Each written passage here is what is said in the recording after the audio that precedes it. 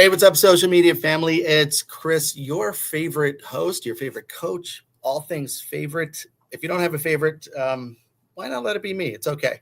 So we're here back with conversations with Chris. I'm remote, sort of on a remote island.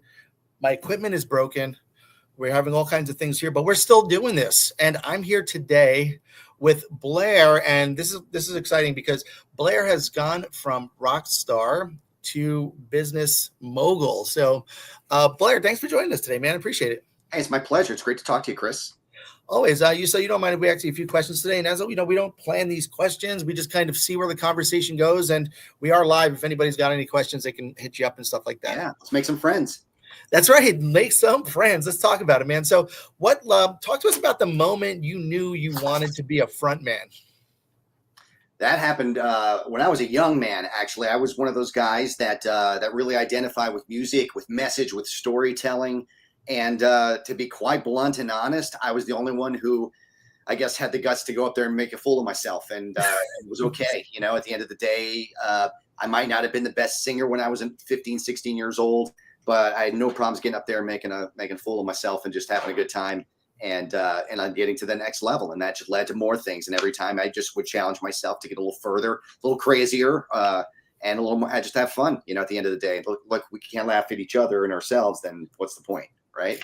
Oh man, I agree. Sometimes I laugh at myself too much. But what was your background like leading up to that moment? I mean, so it's kind of you were attracted to music. And this is mostly in New York that you're doing this? No, I was born and raised in New Orleans. So I'm actually doing a one-man show this weekend in New York that goes through that whole thing, that whole migration of New Orleans to Houston to Los Angeles to New York.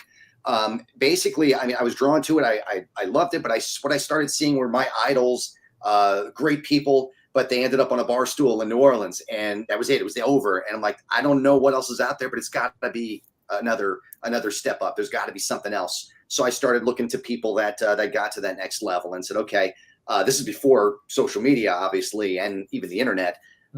So I just said, okay, let me try to follow in those footsteps the best that I can and just make friends, don't burn bridges, and keep going and going and going. And, you know, it's hard to find 4 or 5 guys that agree with you or like 100% with you. So it's really you doing this. You kind of manifest it. You bring it upon yourself. And the next thing you know, I was in New York, just much like that Axl Rose video. He's coming off the bus, Greyhound bus, a couple of bucks in his pocket, straw in his mouth, crooked eyeliner maybe or whatever.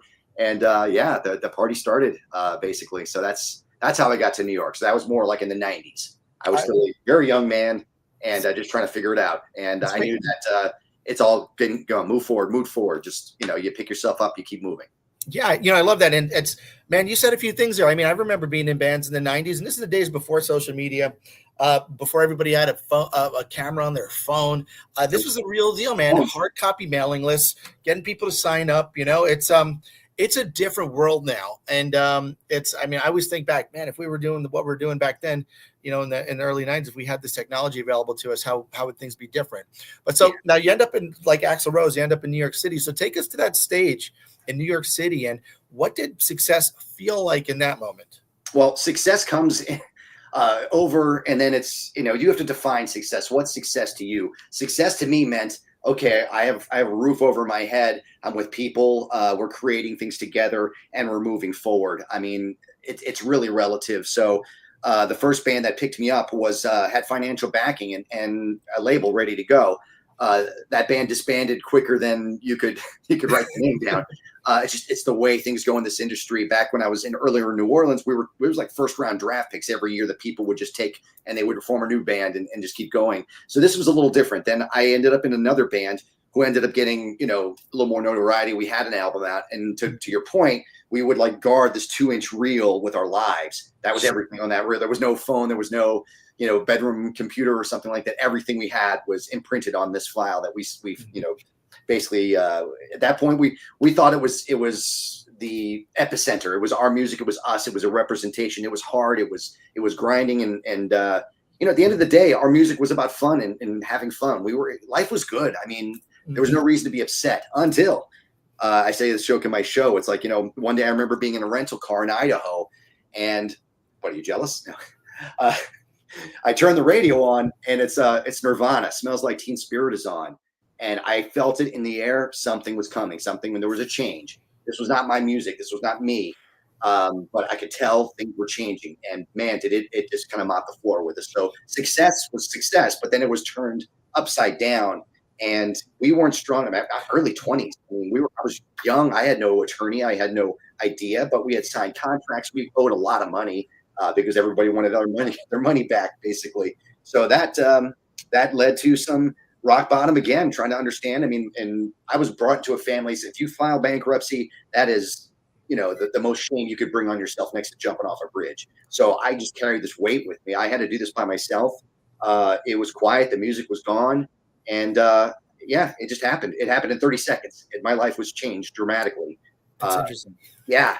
Jump ahead to my parents came, and I thought they were going to give me the "we told you so" speech, but they actually came and said, "Hey, we love you. What's next?" I don't know. I don't know what's next. They took me to a couple of Broadway shows, and let me tell you, I couldn't afford Broadway at this point, but I went, and I was blown away. I was like, "Wow! So you're telling me for a reverse mortgage and a lien on somebody else's property, I can afford to go to these shows?" So I wanted to figure out how to get to this world and understand it. So the difference was I had no education in musical theater.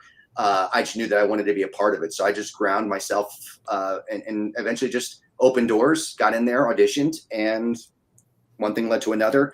I ended up making a new career, reinventing myself again. Yeah, I mean, it's crazy that grunge wave hits. Yeah, I mean, you're processing, seeing your music scene disappear overnight, and now you're reinventing yourself through musical theater. So how'd you make that leap through rock band frontman to theater performer? I mean, like I played hardcore punk music my whole life. I couldn't imagine in my early 20s, making that leap. So tell us about it. So that leap happened over 20 years ago now. But the leap was more like I'll tune into Bugs Bunny. I mean, you watch the Bugs Bunny cartoons. Sure. Yosemite Sam chases Bugs Bunny over the cliff, and sure. Yosemite Sam falls, and Bugs Bunny's still floating. And Yosemite saying, how did you not fall? And Bugs Bunny just says, "Hey, no one taught me about gravity." And that's kind of what happened. I didn't know I wasn't supposed to do it. These were buildings. I was used to walking into a building and, just having, I guess, a little chutzpah, but I didn't know I wasn't supposed to be there. And I ticked a lot of people off that spent years in classes and getting a degree in something that I opened the door and walked right in front of them because I didn't know any better. I mean, I go into great detail in my stories, but someone just basically showed me, "Hey, you need this piece of paper, you need this picture." You go in there and you do your thing. And these were auditions, were 2-minute performances. I was like, okay, it is what it is. I've sung in harder places. I've sung to rowdier people, and quite honestly, they were pretty cool.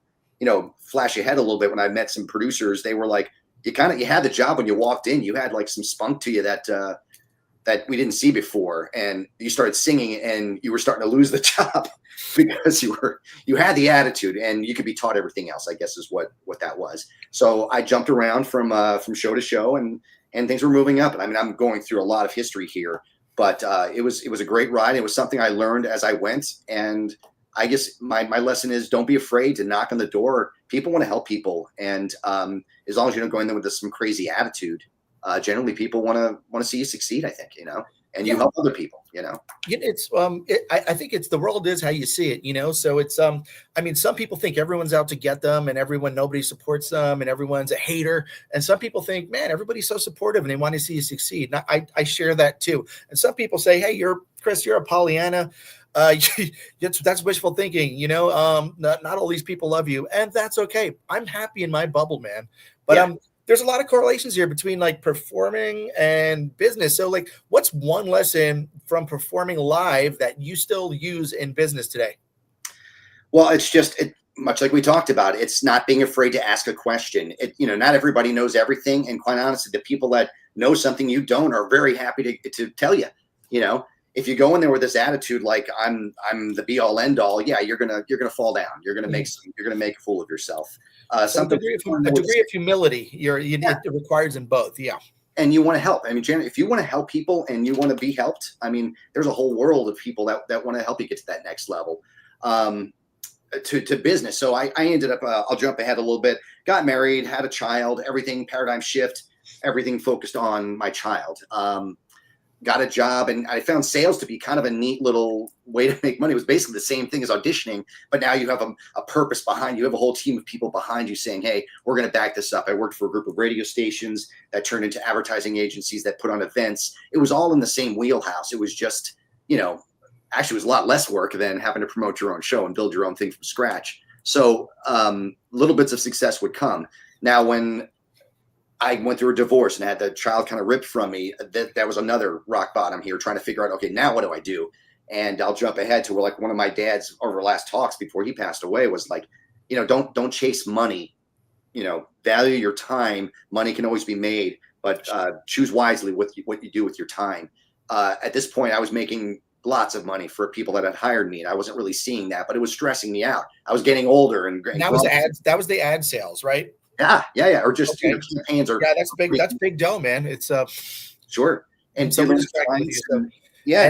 and you were trading time for money. Yeah. So the idea was then look, when he passed away, I was floored. I wasn't sure, but all I knew is I was very stressed out and unhappy, and I was missing something huge. And it was basically, I said, well, how do we start a business? How do we start something? I just want to work with people that want to work with me. I'll figure it out, on my way. And clunkily did it, much like I walked into a musical theater audition, not knowing a damn thing. Did the same thing with this, but I knew people liked me. I knew I was tenacious with finding the right partnerships, with working with people. And look, if I couldn't help you, chances are I knew somebody who did. Mm-hmm. And that thing, walking away from business, helped open the doors to others. And basically people started finding me. So BWJ Enterprises was literally because I got to a patent lawyer, and he's like, what's the name of your company? And I had no idea. And here, Mr. Creative here, and I couldn't think of anything. So I just put my initials out there, and I'm like, we'll figure the rest out later. And that's how it works. And at the end of the day, it's been ups and downs. Sometimes I found myself in the nonprofit space, which is being challenged right now with endowments. So things are whatever they are. But it's one of those things that I wake up every day. I'm excited to get out there to help people, help businesses, and to perform. So, I mean, it's a wonderful, I'm my own guinea pig, I guess you could say. Yeah. I've explained, I say we're building a plane while we're flying it. And like BWJ Enterprises, you're coming up with the name on the spot. It's like, let's get this sucker off the ground, and we'll figure out how to land it along the way. And I think that's one of the ingredients of entrepreneurship. Just kind of, and you've come from a rock bottom place where you lost a lot. You kind of said, where do I go from here? And sometimes people need that. Yeah. It seems like you've built a couple of businesses here, right? And the other creativity with the structure. So, and that was the idea. So the other thing was the legal assistance business called Process Service PA, and that was kind of born out of like a necessity. When I was going through my divorce, next thing you know, within a couple of weeks, it was like, okay, now your bill's $20,000 and we haven't done anything yet. I'm like, holy crap, what do I do with that? I don't have 20,000 in my pocket right now, but I can build you a website. I can do all these things for you. And he's like, I don't care about any of that, but I've got all this paperwork on my desk. Can you get this to the court? Can you bring this to this person, bring this to that person? I'll take $75 off for every chore you do. So I'm like, yeah, sure. Let's make this work. So I did that. Then he's like, I got a big stack of papers going to Center City, Pennsylvania or Philadelphia. It's going to a big hoity-toity lawyer. Just deliver it and see what happens. And so I'm bringing this all the way up there. These are all 3-piece suit guys. At this point, my esteem's a little low with the divorce, pending. I'm just kind of feeling in rock bottom space. But anyway, the lawyer's like, oh yeah, I was expecting that. No problem. Put it down over there. Hey, how much do you charge? Because I got a bunch of paper here. Instantly, actor kicks in. I come up with this monologue on the spot, rate card and doing this, doing that. He pulls a big wad of cash out of his pocket, didn't blink, puts it down on the table and says, here, get this off my desk. So it opened. Again, we don't know what the other person is going through. If you're aware, you listen. I solved a major problem there. I created a company that now runs itself, and it became my marketing guinea pig. And it's everybody has Uber or a side hustle. This became the side hustle that really kind of took off. So yeah, you solved the problem. You saw an opportunity. You solved the problem. You filled that gap there. Now, marketing and legal assistance. These things feel worlds apart. So. Yeah. What would you say the common thread between them is? Like you said, solving a problem. We don't know what the lone entrepreneur who owns a landscape business, we don't know what they're going through, but chances are if it's something creative, I can help with that. I've seen entrepreneurs get to the other side. We can learn from other people's successes and mistakes. Lawyers are the same way. You've got egos at play. You've got problems that need to be solved. You've got deadlines and time. So it's a kind of a different animal, but they do work together.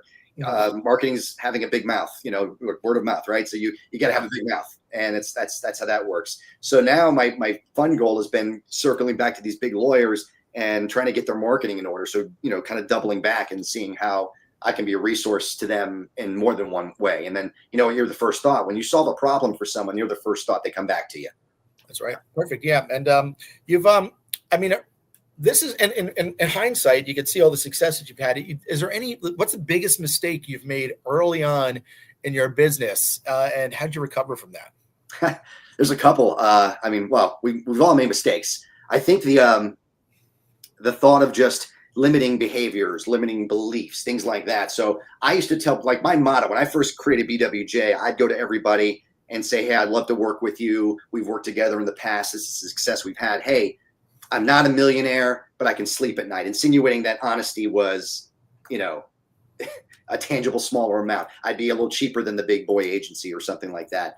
But man, was that a limiting belief? Because then everybody started expecting, oh, he does great work and he's the cheapest guy in town. So I cut my throat basically on accounts like that, and then go back to them and say, well, actually, I'm worth this. It was a little more difficult. So going back, I would venture to say, know your worth, and if you don't know, ask around, ask other entrepreneurs, what would this be worth to you if I could fix this problem, this specific problem, and then take that and then multiply it. I mean, now it's come to a point with the process service situation. It's only so many hours in the day. I have to delegate to other contractors and make sure I'm taking care of me as well. Sure. So it's the lesson every day, just learning, and don't jump on something because it looks shiny and new.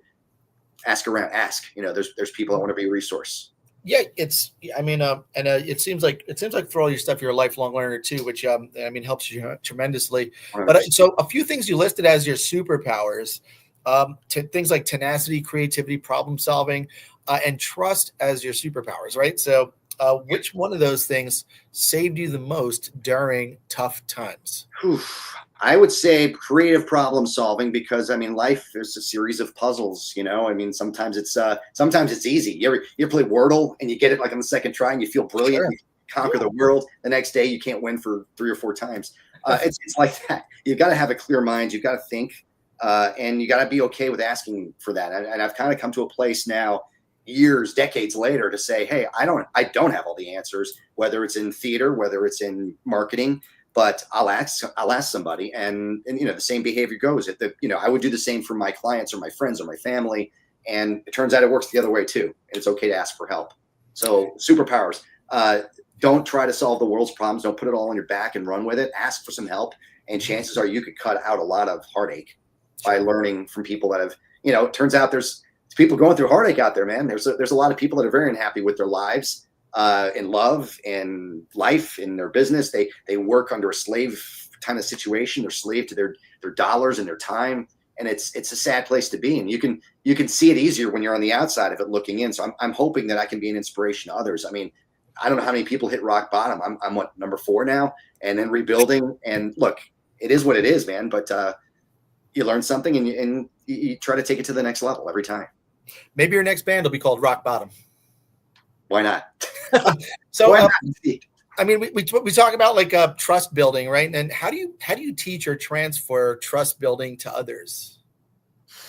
I don't have a problem with saying I don't have the answer to that question. Let me find out. Let me analyze that. Let me get back to you. Give me some time, because I think that builds trust versus me trying to sell a solution.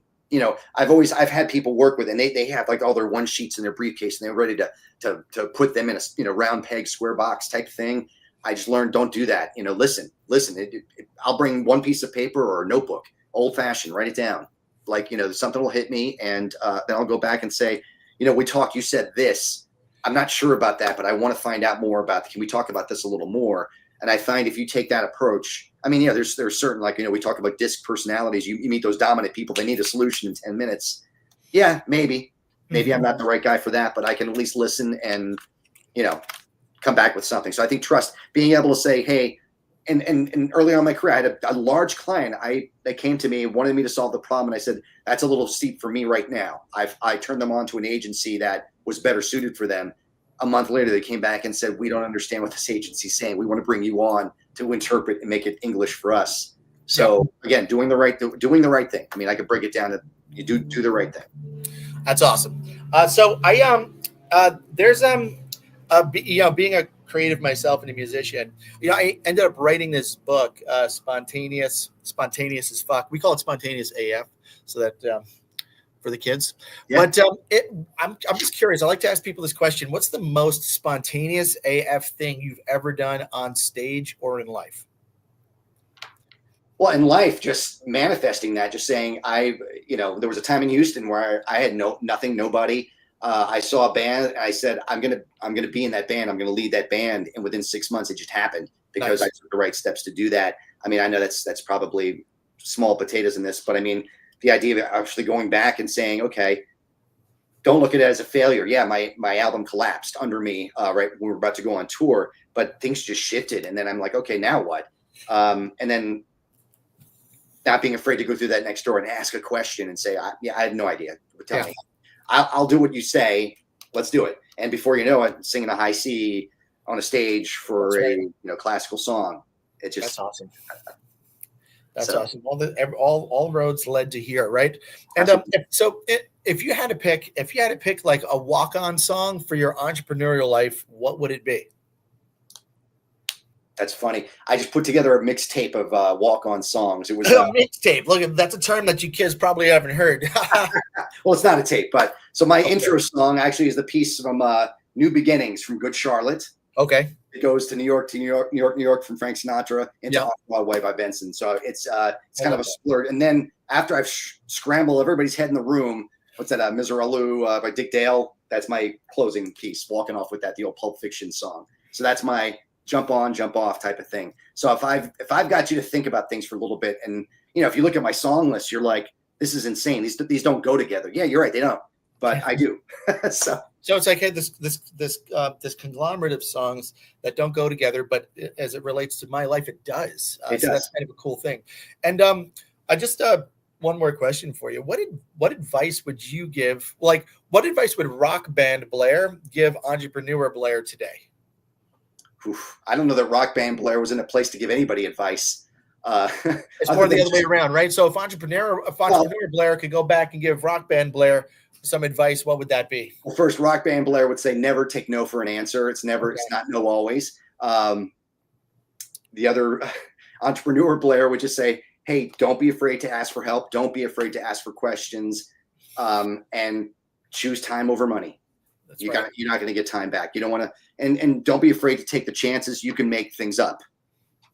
Time you can't get back. I look back and there was a trip in Europe I could have taken, but we was too much of a financial risk. Looking back, like I was 22. What could have happened? Yeah, it would have been great. But we'll leave that for another day. You could have got stuck in it. That's awesome, man. But yeah, thanks for jumping on today, man. It's so fun to get to learn more about the magic of producing in the world. Is there anything that I'm not asking you that you might want to share with somebody out there that might be listening? Well, two things. Obviously, follow me on Instagram, Blair _W _Johnson _brand. Playing this weekend at the Laurie Beachman Theater in New York City. Super stoked and excited for that. This is going to be a raw, kick down the fourth wall, tell my story type of thing. I've got some special guests coming. It ought to be fantastic. I'm sure if you're not in New York this weekend, you'll see tidbits of it. But I really want to be the approachable guy. So please reach out, connect with me. One more time. I'm going to type it here in the comments, and then I'll just kind of live under this video, and then we break these things up. We'll drip them out there. So it's Blair _W _Johnson, my name. JOHNSON. Yep. Underscore brand. BRAND. Correct. And the idea behind that is I've got all these loose strings flying around, but tying together like the songs, it's me. It's who I am. And there's a lot to be learned from that. There's a lot I can share, and I'm sure I can help people. So perfect, man. Yeah. So let's see. We got yes, sir. Does that look right to you? Did it pop up? Yeah, that looks right. I think we're good. Yeah, perfecto. Yeah, so that's there, man, on YouTube, Facebook, LinkedIn. We'll be able to get it.